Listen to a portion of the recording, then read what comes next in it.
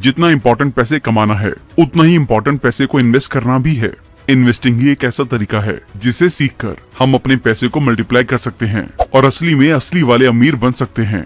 असली वाले अमीर का मतलब सिर्फ शौक वाले नहीं, वो अमीर जिसके पास बहुत सी इन्वेस्टमेंट है जिससे वो अपनी एसेट्स बिल्ड करता जा रहा है। Permanent rich. इसी चीज को डिटेल में समझने के लिए हम इन्वेस्टिंग पर लिखी गई आज तक की बेस्ट बुक के बारे में डिस्कस करने जा रहे हैं, rich dad's guide to investing, जिसे रॉबर्ट कियोसाकी ने लिखा है। और हम सभी जानते हैं कि अगर पैसे के बारे में डिस्कस करना है तो रॉबर्ट कियोसाकी से बेहतर कोई हो ही नहीं सकता। इस बुक में आप जानेंगे कि अमीर कहाँ इन्वेस्ट करते हैं और उनकी इन्वेस्टिंग स्ट्रेटेजीज क्या होती हैं।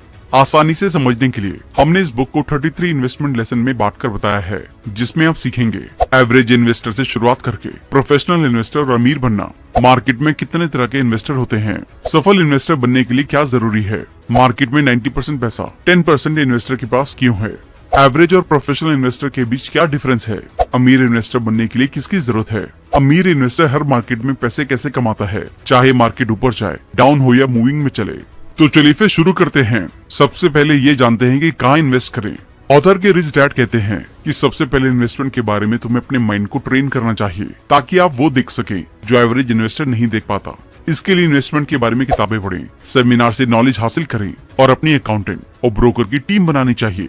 जितनी ज्यादा नॉलेज आप गेन करेंगे, आपका माइंड इन्वेस्टमेंट के लिए ट्रेन होता जाएगा। इसके लिए आपको इन 5 किताबों को जरूर पढ़ना चाहिए। One up on the Wall Street, coffee can investing, I will teach you to be rich, the intelligent investor और रिच डैड पुअर डैड। अब पैसे की फाउंडेशन को बिल्ड करें।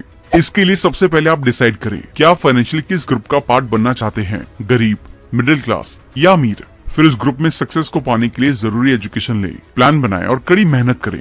ध्यान रहे ये सबसे जरूरी चीज है जिससे आपको अपने अल्टीमेट गोल की क्लैरिटी मिलेगी। इससे ये भी समझ आएगा कि उस ग्रुप में रहने के लिए आपको क्या सीखना होगा, क्या क्या एक्शन लेने होंगे और कितनी मेहनत की जरूरत पड़ेगी। सॉलिड फाउंडेशन के लिए हमें बहुत क्लैरिटी और एक स्ट्रॉन्ग डिसीजन की जरूरत पड़ेगी। अब हम चॉइस के बारे में जानेंगे। हर इंसान के पास लाइफ में 3 चॉइसेस होती हैं। पहली सिक्योरिटी, दूसरा कंफर्टेबल रहना और तीसरा अमीर बनना। सिक्योरिटी माइंडसेट के लोग जॉब को ज्यादा प्रायोरिटी देते हैं। वो इस तरह कहते हैं, स्कूल जाओ, अच्छे नंबर लाओ और ज्यादा सैलरी वाली जॉब हासिल करो। कंफर्टेबल माइंडसेट वाले लोग सिर्फ वहाँ इन्वेस्टमेंट करना चाहते हैं जहाँ रिस्क ना हो या रिस्क प्रूफ इन्वेस्टमेंट जिसमें सक्सेस की 100% गारंटी मिले। अमीर माइंडसेट वाले लोग ये जानते हैं कि रिस्क के बिना सक्सेस मिलना इम्पॉसिबल है, इसलिए वो अपनी फाइनेंशियल नॉलेज को बढ़ाते हैं ताकि रिस्क को कम से कम करके प्रॉफिट को बढ़ा सके। इसलिए सोच समझकर चूज करें, क्योंकि आपकी चॉइस के बेस पर ही आपकी रिजल्ट डिपेंड करेंगे। अब ये सोचें कि आप किस तरह की दुनिया देखते हैं। यहाँ आप 2 तरह की दुनिया जानेंगे, एक जरूरत से कम पैसे वाली और दूसरा जरूरत से ज्यादा पैसे वाली। जरूरत से कम पैसे वाली दुनिया के लोग जॉब और फाइनेंशियल सिक्योरिटी को ज्यादा इंपॉर्टेंस देते हैं, इसलिए वो कुछ नया रिस्की काम करने की कोशिश नहीं करते और लाइफ टाइम पैसे की कमी में जीते हुए पैसे बचाने के लिए स्ट्रगल करते रहते हैं। जबकि जरूरत से ज्यादा पैसे वाली दुनिया में लोग जरूरत से ज्यादा पैसे कमाने के मौकों को ढूंढते रहते हैं और अपने फाइनेंशियल आईक्यू को बढ़ाने के लिए ज्यादा से ज्यादा फाइनेंशियल एजुकेशन लेते हैं। इसी चॉइस की वजह से दुनिया में 90% पैसा 10% फाइनेंशियल एजुकेटेड लोगों के पास है, जबकि सिर्फ 10% पैसा सिक्योरिटी माइंडसेट वाले लोगों के पास है। अब ये जानते हैं कि इन्वेस्टमेंट इतनी कॉम्प्लिकेटेड क्यों है। इन्वेस्टमेंट का मतलब ऐसी जगह पैसे लगाना है जो हमारी लाइफ को और ज्यादा आसान और समृद्ध बनाए। इन्वेस्टमेंट का मतलब इतना आसान होते हुए भी ये कुछ लोगों को मुश्किल लगता है, क्योंकि इसका मतलब सबके लिए अलग है। कोई शेयर मार्केट में पैसे लगाने को इन्वेस्टमेंट कहता है, तो कोई एसेट में इन्वेस्टमेंट को अच्छा मानता है, कोई इंश्योरेंस लेने को, तो कोई अपनी फैमिली को अच्छी परवरिश देने को। इसलिए इन्वेस्टमेंट अपने आप में बहुत वास्ट सब्जेक्ट है। इसके बारे में स्पेसिफिक नॉलेज किसी के पास नहीं है। अलग अलग लोग अपनी नॉलेज के अकॉर्डिंग पैसा कमाते हैं और अपनी नॉलेज को शेयर करते हैं। अब ये जानते हैं कि इन्वेस्टमेंट कैसे एक प्लानिंग है। इन्वेस्टमेंट कोई प्रोडक्ट, कोई share, bond, real estate asset या कोई बिजनेस नहीं है, बल्कि एक प्लानिंग है जो आपको अपने फाइनेंशियल गोल ए से गोल बी तक ले जाने के लिए हेल्प करेगी। चाहे वो एक प्रोडक्ट से मिले या उसके लिए अलग अलग प्रोडक्ट बदलने की जरूरत पड़े। इसका मतलब आपको 40 से 50 लाख रुपए कमाने का प्लान बनाना चाहिए और इसके लिए जो जरूरी प्रोडक्ट्स हैं उन्हें इस्तेमाल करना चाहिए, बजाय किसी एक प्रोडक्ट या प्लान से चिपके रहने के। चाहे उससे फायदा ना हो रहा हो और जहाँ इन्वेस्टमेंट ऑप्शन बहुत ज्यादा हो, वहाँ प्लानिंग उतनी ही ज्यादा इंपॉर्टेंट हो जाती है, क्योंकि एक प्लान पर स्टिक करना और जरूरत पड़ने पर उसी प्लान में चेंज करना, दोनों एस्पेक्ट इन्वेस्टमेंट के लिए बहुत ज्यादा जरूरी है। अब हम रिच प्लान और पुअर प्लान के बारे में जानते हैं। प्लानिंग 2 तरह की होती है, एक अमीर बनने की और दूसरी गरीब बनने की। ये आपकी प्लानिंग और शब्दों से तय होता है कि आप फ्यूचर में फाइनेंशियली क्या बनने वाले हैं, अमीर या गरीब। रिच प्लानिंग का मतलब है बिजनेस और इन्वेस्टमेंट सीखना, अमीर बनने से पहले अपनी फाइनेंशियल सिक्योरिटी क्रिएट करना और कंफर्टेबल लाइफ के लिए पैसिव इनकम सोर्स बनाना। पुअर प्लानिंग है जॉब करना, रिटायरमेंट के लिए पैसा बचाना, कुछ पैसे शेयर बाजार में इन्वेस्ट कर देना और अपने फाइनेंशियल वोकैबुलरी पर ध्यान न देना। अब हमें ये डिसाइड करना है कि हम किस तरह की प्लानिंग करना चाहते हैं। अब सही प्लान कैसे चूज करें? 3 तरीकों को अपनाकर आप अपने लिए सही प्लान बना सकते हैं। अपने आप से पूछें कि आप कितना पैसा कमाना चाहते हैं। प्रोफेशनल इन्वेस्टर से मिलें ताकि वो अपनी नॉलेज के अकॉर्डिंग आपके लिए बहुत अच्छी प्लानिंग बना सके और आपको गाइड कर सके। रिच वोकैबुलरी जैसे इन्वेस्टमेंट और बिजनेस के बारे में अमीर इंसान की तरह सोचें। अब ये डिसाइड करें कि आप क्या बनना चाहते हैं। जैसे हमने पहले डिस्कस किया था, आप फाइनेंशियली इनमें से क्या बनते हैं, ये सब आपकी प्लानिंग के अकॉर्डिंग होता है। पहला फाइनेंशियली सिक्योर, दूसरा कंफर्टेबल और तीसरा अमीर। अगर आप अमीर बनना चाहते हैं तो आपको तीनों प्लान बनाने चाहिए। सबसे पहले फाइनेंशियली सिक्योर रहने की प्लानिंग बनाएं ताकि आपको आपकी प्लानिंग का फाइनेंशियल सपोर्ट मिले और आप इसके लिए इंश्योरेंस करवा सकते हैं। कंफर्टेबल लाइफ के लिए आपको ऐसा कोई पैसिव इनकम सोर्स बनाना चाहिए जहां से होने वाली इनकम आपकी पर्सनल खर्चों से ज्यादा हो, ताकि आप पैसों के लिए काम करने की रैट रेस से बाहर आ सके और आपको अमीर बनने का टाइम मिले। अमीर बनने के लिए पहले इन्वेस्टमेंट के बारे में सीखिए। अब हमें ये समझना है कि इन्वेस्टमेंट कैसे रिस्की नहीं है। आमतौर पर लोग इन्वेस्टमेंट को 3 रीजन से रिस्क मानते हैं। उन्हें इन्वेस्टमेंट के बारे में जरूरी ट्रेनिंग नहीं मिलती, जिसकी वजह से वो कई बार अपनी इन्वेस्टमेंट में नुकसान उठाते हैं। इन्वेस्टमेंट पर कंट्रोल नहीं होता। जिस कंपनी के शेयर या एसेट में वो इन्वेस्ट करते हैं, कम नॉलेज होने के कारण वो इन्वेस्टमेंट में होने वाले नुकसान को मिनिमाइज नहीं कर पाते। ज्यादातर लोग अंदर से इन्वेस्टमेंट नहीं करते। शेयर मार्केट में अंदर से इन्वेस्टमेंट का मतलब है किसी कंपनी के बारे में खुद नॉलेज लेना और ठीक से इन्वेस्ट करना। हम इन्वेस्टमेंट के बेसिक रूल्स के बारे में जानते हैं। बेसिकली इनकम कमाने के 3 तरीके होते हैं: एक्टिव इनकम, पोर्टफोलियो इनकम और पैसिव इनकम। अमीर बनने के लिए आपको ज्यादा मेहनत पैसिव और पोर्टफोलियो इनकम के लिए करनी चाहिए। अपनी एक्टिव इनकम को ऐसे शेयर, बिजनेस बनाने या रियल एस्टेट खरीदने में इन्वेस्ट करें। जॉब के बिना काम करके पोर्टफोलियो और पैसिव इनकम कमा करते इन्वेस्ट करते टाइम हमेशा इंश्योर करें कि आपका प्रिंसिपल अमाउंट हमेशा सेफ रहे। एसेट और लाइबिलिटी को समझें। एसेट का मतलब वो खर्च है जो आपकी जेब में पैसा लाए और लाइबिलिटी का मतलब जो आपकी जेब से पैसे निकाले। प्रोफेशनल इन्वेस्टर अपने इन्वेस्टमेंट के रिस्क और रिवॉर्ड फैक्टर को एनालाइज करके रिस्क को कम करके और प्रॉफिट बढ़ाते हैं। अब अपनी फाइनेंशियल एजुकेशन को बढ़ाएं। फाइनेंशियल एजुकेशन को बढ़ाने के लिए किसी कंपनी का फाइनेंशियल स्टेटमेंट पढ़ें, जैसे इनकम स्टेटमेंट, एक्सपेंस स्टेटमेंट और एसेट मेकिंग, ताकि किसी कंपनी में इन्वेस्ट करने से पहले उसकी सेल्स और मैनेजमेंट के बारे में आपको पता चल सके। इसके अलावा अपने फाइनेंस को मैनेज करें। ऐसा करने से आपको प्रैक्टिकल नॉलेज मिलेगी। जितना ज्यादा आप अपनी नॉलेज को बढ़ाएंगे उतना ज्यादा आपको मदद मिलेगी। इसलिए ये पॉइंट इस बुक में बार बार बताया गया है। अब अपनी फाइनेंशियल नॉलेज को आसान बनाएं।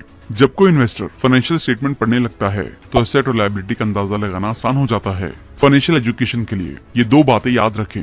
पहला, कैश फ्लो आपके पास कैश ला रहा है। अपने एसेट को कैश फ्लो देने वाला बनाएं। एग्जाम्पल के लिए, आप घर के रेंट की पेमेंट करते हैं। ऐसे में आपके दिए हुए पैसे के बदले कोई फाइनेंशियल रिटर्न नहीं मिलता है, तो ये लायबिलिटी हुई। दूसरी ओर, आप एक अपार्टमेंट खरीदकर उसे किराए पर चढ़ा देते हैं। मान लें उसकी मंथली मैनेजमेंट कॉस्ट 2000 रुपए है और मंथली रेंट 10,000 रुपए आ रहा है, तो इससे होने वाली 8,000 रुपए की एक्स्ट्रा इनकम आपके लिए कैश फ्लो बनेगी। हो सकता है अभी इसको लेने के लिए आपको लोन लेना पड़े, लेकिन जब लोन खत्म होगा तो ये सेट होगी। या फिर बिना लोन के घर खरीदने के बारे में सोचें। अब हम गलतियों के मैजिक के बारे में समझते हैं। मिस्टेक सक्सेस का एक हिस्सा है। जो गलती से बचे रहने की कोशिश करते हैं वो इन्वेस्टमेंट और बिजनेस के बारे में जरूरी लेसन नहीं सीख पाते और लाइफ टाइम स्ट्रगल करते हैं। गलती ना करना ऑथर के पुअर डैड की तरह है। जो ऑथर अक्सर पैसे को लेकर ऐसी बात कहते थे, मैं कोई फाइनेंशियल रिस्क नहीं लूंगा क्योंकि मैं पैसे खोना नहीं चाहता। इसी तरह बेसिक इन्वेस्टमेंट और मैनेजमेंट की एजुकेशन नहीं लेना, सिर्फ प्रॉफिट पर ध्यान देना भी फेलियर की तरफ ले जा सकता है। दूसरी तरफ ऑथर के रिच डैड फाइनेंस, इन्वेस्टमेंट, अमीर लोगों की वोकैबुलरी सीखते हैं और अननोन फील्ड्स को ट्राई करते रहते थे। छोटी छोटी गलतियां करने से नहीं डरते थे, उनसे सीखते और अगली बार बेहतर परफॉर्म करते थे। अब हम अमीर बनने की कीमत के बारे में जानेंगे। अगर कोई इंसान सोचता है कि पैसे कमाना मुश्किल है तो उसके लिए ये झूठ भी सच है। दूसरी तरफ कोई सोचता है दुनिया में बहुत सारा पैसा मौजूद है और मुझे अपनी फाइनेंशियल एजुकेशन बढ़ाने की जरूरत है ताकि मैं मनचाही इनकम कमा सकूं, ये बात उसके लिए भी सच है। क्योंकि जैसा आप इस दुनिया को मानते हैं दुनिया वैसी ही है। ऐसा माइंडसेट डेवलप करने के लिए हम्बल बने, लोगों की सेवा की भावना से काम करें और ज्यादा से ज्यादा लोगों की प्रॉब्लम को सॉल्व करें। ऐसा करने से बदले में आपको अच्छी पेमेंट मिलेगी और आपके लिए अमीर बनना आसान और तेज हो जाएगा। जितना जल्दी हो सके इन 3 ईज को हासिल करें। पहला ई एजुकेशन, दूसरा ई एक्सपीरियंस और तीसरा ई एक्सेस मनी फॉर इन्वेस्टमेंट। इसके अलावा मनी मैनेजमेंट, कैश फ्लो और इन्वेस्टमेंट के बारे में लगातार सीखते रहें। अब हम 90-10 पजल के बारे में जानेंगे। यहाँ तरुण 10% इन्वेस्टर के बीच में डिफरेंस बताते हैं, जिनके पास 90% पैसा है और बाकी 90% जो सिर्फ 10% पैसे कमाते हैं। जो 10% इन्वेस्टर 90% पैसे कमाते हैं वो ज्यादा एसेट बनाने पर ध्यान देते हैं। वो अपने 3 E's को बढ़ाते हैं ताकि अपना बिजनेस या एसेट बना सके। एग्जाम्पल के लिए, एक कंपनी बनाना, उसका आईपीओ इशू करना और मार्केट में उसके शेयर बेचना। साथ ही 90% पैसे के मालिक 10% दूसरी कंपनी के शेयर और एसेट में इन्वेस्टमेंट तो करते हैं, लेकिन पहले खुद की कंपनी और एसेट जरूर बनाते हैं। जबकि 10% पैसे कमाने वाले 90% इन्वेस्टर अपना ज्यादातर पैसा दूसरे की कंपनी में इन्वेस्ट करते हैं। ये बुरी इन्वेस्टमेंट नहीं है, लेकिन इस तरह के एसेट में आपका कोई कंट्रोल नहीं होता है, इसलिए आपके प्रॉफिट और लॉस उस कंपनी के मैनेजमेंट और मार्केट पर डिपेंड करते हैं। इसके अलावा ये लोग blue chip fund, top 500 company और निफ्टी 50 कंपनी में इन्वेस्ट करते हैं, लेकिन पैसा, कैश फ्लो, बिजनेस और इन्वेस्टमेंट के बारे में अपनी नॉलेज को नहीं बढ़ाते हैं। अब हम 90-10 पजल को सॉल्व करेंगे। अगर आप 90-10 पजल को सॉल्व कर रहे हैं तो आप एंड में खुद का बिजनेस बनाने के जवाब पर पहुंच गए होंगे। अगर आपका जवाब हाँ है तो यह आपके लिए बहुत ही इंपॉर्टेंट डायरेक्शन है। अगर आप बिजनेस करने की सोचते हैं तो पहले अपनी लाइफ की प्रॉब्लम को ऑब्जर्व करें, दूसरे लोगों की प्रॉब्लम्स को देखें और उन्हें सॉल्व करने की सोचें। प्रॉब्लम्स को सॉल्व करके सोसाइटी को अगले लेवल तक ले जाने, उनकी लाइफ में वैल्यू ऐड करने के बारे में सोचें। अपने बिजनेस को चुनने के बाद एक्शन लेना शुरू कर दें और टाइम के साथ अपने आप को डेवलप करते रहें। इसके अलावा आपका कॉन्फिडेंस और भरोसा भी एक सक्सेसफुल बिजनेसमैन बनने के लिए बहुत जरूरी है। अब हम इन्वेस्टर के टाइप के बारे में बात करेंगे। यहाँ पर अलग अलग तरह के इन्वेस्टर टाइप और उनके इन्वेस्टमेंट कंट्रोल करने के तरीके के बारे में जानेंगे। इनकम पर सेल्फ कंट्रोल, एक्सपेंस पर कंट्रोल, इन्वेस्टमेंट का management, tax management, information management. 5 तरह के इन्वेस्टर्स। मान्यता प्राप्त इन्वेस्टर, लगभग $1 लाख से ज्यादा एनुअल इनकम वाला investor. Qualified investor, qualified investor समझता है कि पब्लिकली कैसे काम करें। इसे आउटसाइड इन्वेस्टर के रूप में भी जाना जाता है। म्यूचुअल इन्वेस्टर, इसके पास 3 ईज होते हैं और ये इन्वेस्टमेंट की दुनिया को समझते हैं, जैसे टैक्स और कॉर्पोरेट लॉस का इस्तेमाल करके कैसे टैक्स को कम किया जाए। इनसाइडर इन्वेस्टर, ये कंपनी मैनेजमेंट के अंदर बना रहता है, उन्हें जानता है और उनके डिसीजन पर इम्पैक्ट डालता है। एक सक्सेसफुल इन्वेस्टमेंट के लिए इनसाइडर इन्वेस्टमेंट का टारगेट बनाना चाहिए। फाइनल इन्वेस्टर, फाइनल इन्वेस्टर एक सक्सेसफुल बिजनेस का मालिक होता है। तो सबसे पहले बात करते हैं मान्यता प्राप्त इन्वेस्टर के बारे में। जैसा कि हमने पहले डिस्कस किया कि मान्यता प्राप्त इन्वेस्टर ज्यादा इनकम वाला इन्वेस्टर होता है। मान्यता प्राप्त इन्वेस्टर अलग अलग देश के अकॉर्डिंग अलग अलग है। फॉर एग्जाम्पल, अमेरिका में $2 लाख एनुअल इनकम वाला इन्वेस्टर माना जाता है। मान्यता प्राप्त इन्वेस्टर के पास बहुत पैसा होता है, लेकिन उनके पास इन्वेस्टमेंट के बारे में ज्यादा नॉलेज नहीं होती। 3 E's के बारे में बात करें तो उनके पास एक्स्ट्रा इनकम होती है, जबकि बाकी चीजों की कमी होती है। ये ज्यादा रिस्क वाले इन्वेस्टमेंट भी कर देते हैं। अब हम क्वालिफाइड इन्वेस्टर के बारे में बात करेंगे। एक ऐसा इंसान जिसके पास पैसा है और साथ ही इन्वेस्टमेंट के बारे में कुछ नॉलेज होती है, उसी को क्वालिफाइड इन्वेस्टर कहते हैं। क्वालिफाइड इन्वेस्टर का इन चीजों पर कंट्रोल होता है, अपने आप पर, इनकम, एक्सपेंस, एसेट और लाइबिलिटी पर, खरीदने और बेचने पर। इनमें 3 E's इस तरह से होते हैं। एजुकेशन होती है, एक्सपीरियंस कम होता है, एक्स्ट्रा इनकम बहुत कम होती है। अब हम म्यूचुअल इन्वेस्टर के बारे में बात करेंगे। म्यूचुअल इन्वेस्टर उतना ही जानता है जितना क्वालिफाइड इन्वेस्टर, लेकिन इससे टैक्स और कॉर्पोरेट लॉस के बारे में बहुत अच्छी जानकारी होती है। ये इन्वेस्टमेंट का एक अच्छा लेवल होता है। अगर कोई यहाँ है तो अप, डाउन या मूविंग मार्केट में लाखों डॉलर बनाना मुश्किल नहीं है और कई अमीर लोग इसी लेवल पर होते हैं। Insider investor, insider investor investment के अंदर होते हैं और इन्वेस्टमेंट या कंपनी के मैनेजमेंट और डिसीजन पर कंट्रोल रखते हैं। एग्जाम्पल के लिए, इनके अपने बिजनेस में मालिक के रूप में बिजनेस पर कंट्रोल होता है, या ये दूसरी कंपनी के सबसे बड़े शेयर होल्डर बनकर कंट्रोल करते हैं। ज्यादातर ऐसे इन्वेस्टर इंटरनेशनल होते हैं। इनसाइडर इन्वेस्टर के पास 3 E's भी मौजूद होते हैं। फाइनल इन्वेस्टर, फाइनल इन्वेस्टर वो होता है जो ऐसा एसेट बनाता है जो इतना अवेलेबल होता है कि लाखों लोगों तक पहुंच जाता है, जैसे बिल गेट्स का माइक्रोसॉफ्ट सॉफ्टवेयर। ये इन्वेस्टर ऐसी बड़ी कंपनी को बनाते हैं जिनमें दूसरे इन्वेस्टर इन्वेस्ट करते हैं। फाइनल इन्वेस्टर सभी इन्वेस्टमेंट कंट्रोलर को कंट्रोल करते हैं, साथ ही इनके पास 3 E's होते हैं। अब हम ये जानते हैं कि धीरे धीरे अमीर कैसे बनना है। सबसे पहले अपना पैसा बचाकर उसे मंथली कैश फ्लो देने वाले एसेट में इन्वेस्ट करें। उसके बाद उस एसेट से होने वाली इनकम से दूसरा एसेट बनाएं ताकि कैश फ्लो बढ़ता रहे और पैसिव इनकम ज्यादा से ज्यादा होती रहे। और इसी तरह आपको तब तक एसेट बनाते रहना चाहिए जब तक अपने तय किए गए फाइनेंशियल गोल हासिल करके अमीर ना बन जाए। जैसे कि एक घर लेना, उसे रेंट पर देना, उस रेंट के पैसे को इकट्ठा करके दूसरा घर लेना, फिर उससे भी रेंट कमाना और इस प्रोसेस को तब तक रिपीट करना जब तक आप अपने फाइनेंशियल गोल तक नहीं पहुंच जाते। अब हम जॉब करते हुए अमीर बनने के तरीके के बारे में जानेंगे। इसके लिए इन स्टेप्स को फॉलो करें। पार्ट टाइम एसेट बनाएं। अपनी जॉब के साथ साथ आपको अपने खाली टाइम में अपना पार्ट टाइम बिजनेस शुरू करना चाहिए। जरूरी स्किल्स और लॉ सीखें। पार्ट टाइम में आपको बिजनेसमैन और इन्वेस्टर बनने के लिए जरूरी स्किल्स और लॉ सीखने चाहिए, जैसे communication skills, leadership skills, team management skills, tax loss, corporate loss. यहाँ आप जितनी ज्यादा मेहनत करेंगे उतनी जल्दी आप सक्सेसफुल होंगे। अब हम एंटरप्रेन्योर बनने की बर्निंग डिजायर के बारे में बात करेंगे। अमीर बनने के लिए आपके पास एंटरप्रेन्योर बनने की एक बर्निंग डिजायर होनी चाहिए और इसे आप इन तरीकों से अपने अंदर डेवलप कर सकते हैं। इन्वेस्टमेंट के लिए पैसे सेव करें। पैसे बचाते टाइम अपने दिमाग में हमेशा ये बात रखें कि आप ज्यादा पैसे कमाने के लिए जोड़ रहे हैं, ना कि मूवीज या नाइट आउट में खर्च करने के लिए। आपको जितनी जल्दी हो सके एक बिजनेस शुरू करना चाहिए। चाहे किसी भी प्रॉब्लम को सॉल्व करने वाले प्रोडक्ट के साथ आप शुरुआत करें। स्किल्स में स्टेप बाय स्टेप इंप्रूव करते हुए आपको अपने 3 E's में इंप्रूव करना चाहिए और पे फाइनेंशियल स्टेटमेंट को पढ़ना चाहिए। यह वीडियो रीडर्स बुक क्लब का है, बिल्कुल सही।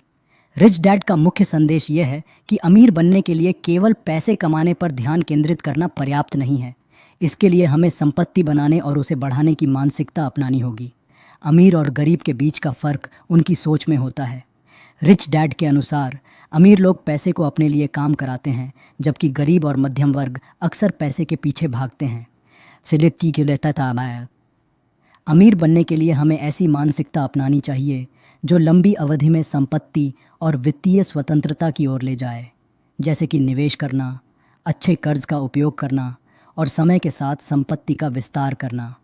यानी कि सिर्फ कमाई पर ध्यान न देकर हमें पैसों को सही जगह निवेश करना और समझदारी से संपत्ति बनाने की सोच विकसित करनी चाहिए। बिल्कुल, रिच डैड का कहना है कि असली आर्थिक स्वतंत्रता का मतलब यह नहीं है कि आप एक अच्छी नौकरी करें, बल्कि यह है कि आप ऐसी आय के स्रोत विकसित करें जो आपके बिना भी लगातार आय उत्पन्न करते रहें। रिच डैड के अनुसार नौकरी से मिली आय, अर्न्ड इनकम, आपको तात्कालिक वित्तीय सुरक्षा तो दे सकती है, लेकिन वित्तीय स्वतंत्रता नहीं। आर्थिक स्वतंत्रता तभी हासिल होती है जब आपके निवेश जैसे रियल एस्टेट, शेयर बाजार या अन्य संपत्ति आपके लिए आय उत्पन्न करें, चाहे आप सक्रिय रूप से काम कर रहे हों या नहीं। इसे पैसिव इनकम कहते हैं, जो अमीर बनने का सबसे महत्वपूर्ण तरीका है। इज्जत तक किसी की मैक के लिए जब आपके निवेश से आने वाली आय आपकी जीवन शैली के खर्चों को कवर कर सके, तो आप वास्तव में आर्थिक रूप से स्वतंत्र माने जा सकते हैं। यह स्थिति आपको समय की स्वतंत्रता भी देती है।